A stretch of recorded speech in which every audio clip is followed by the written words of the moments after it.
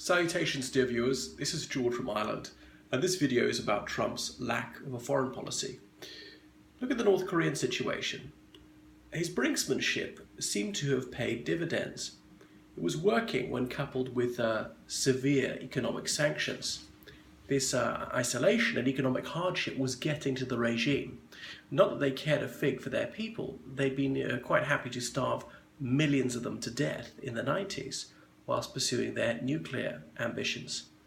But the North Korean reaction to Trump suddenly cancelling that Singapore summit has not been as bad as I had anticipated. Trouble is, brinksmanship could backfire. If it goes wrong, this could be nuclear war, and that is a risk that is not worth taking.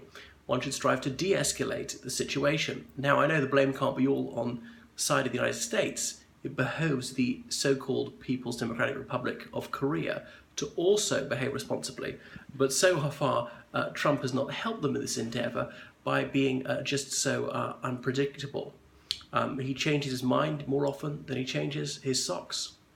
So he's blowing hot and cold on North Korea. There was going to be a summit, now there's no summit, now there might be a summit again. I mean, what? How can they believe a word he says?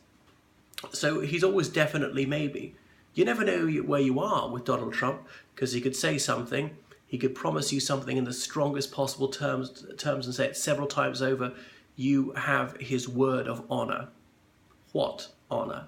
But the next day, he could renege on all that and deny having said what he said the day before.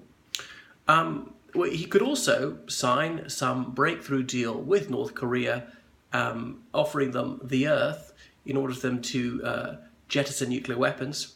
And then, of course, he could shamelessly break that deal. So one of the biggest lies that Trump's ever told, and there's a lot of competition, is that he keeps his promises.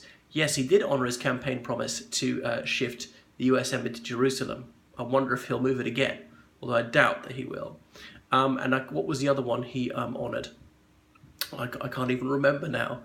Well, he tear up the Iran deal, although he did certify it twice, extended it by 14 months. So it's illogical. If it was so terrible, you would have broken it straight away.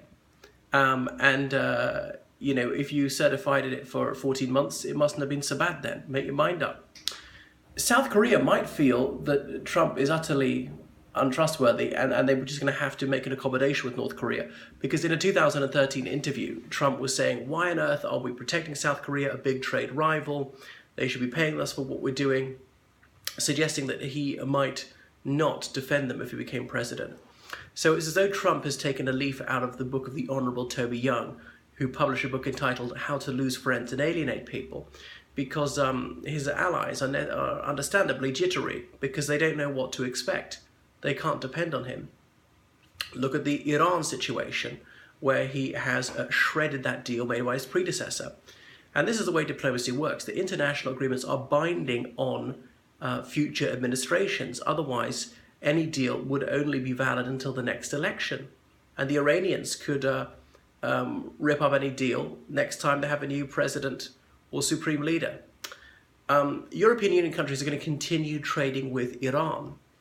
So will Russia, China, and all their land neighbours. The Arab countries across the Gulf, maybe not. I don't think any European Union will fight against Iran if it comes to war, including airstrikes, never mind boots on the ground. That includes the United Kingdom. The UK will stay aloof. There's been no signal at all from any European country that they're willing to fight Iran under any circumstances. Now, the US doesn't really need European support, but this is one of the happy outcomes that I'm sure the United Kingdom will not be involved. Quite apart from anything else, it's cut military capability so much, it just doesn't have the strength to do it. Well, Trump is very Zionist. On this, he is consistent. I suppose even someone as stupid as Trump recognizes that criticizing Israel is the third rail of US politics. Touch it and die. If you want a career in American politics, then you are obliged to sing glad hymns of praise to Israel and refrain from ever criticizing the Israeli government, whatever Israel does. So he's got more or less a 5-star rating with the Zionists at the moment. The trouble is, an Arab monarch might bend his ear and get Trump to do the exact opposite.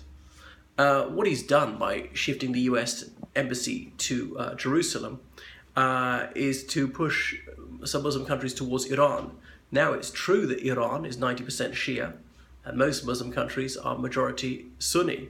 But it's not the case that all Sunnis and all Shias hate each other. There are some people who are sectarian who hate the other denomination and kill the other denomination, but by no means all. So yet another example of Trump's moronic lack of a foreign policy is the fact that there are dozens of unfilled posts in the State Department, including quite senior ones. So there just aren't people in place to formulate policy, to write policy positions, to give advice to Trump and others. But he has too short an attention span to take advice. So he wants to give the North Koreans what they want, and that's a meeting with him, because the North Korean despot craves acceptance. He wants to be taken seriously on the world stage. The nuclear weapon is about self-esteem as much as anything else. That's why they very much liked meeting former US presidents such as Jimmy Carter, Bill Clinton, and Secretary of State Madeleine Albright. They would release foreign captives when these VIPs came. So that was that. The people were almost hostages just so they get a meeting with a high-ranking American. So Trump was going to give what he wanted.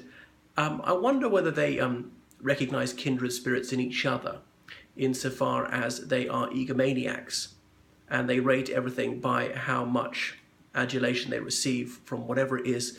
They are hypersensitive to the mildest criticism, especially if that criticism is well-founded in fact.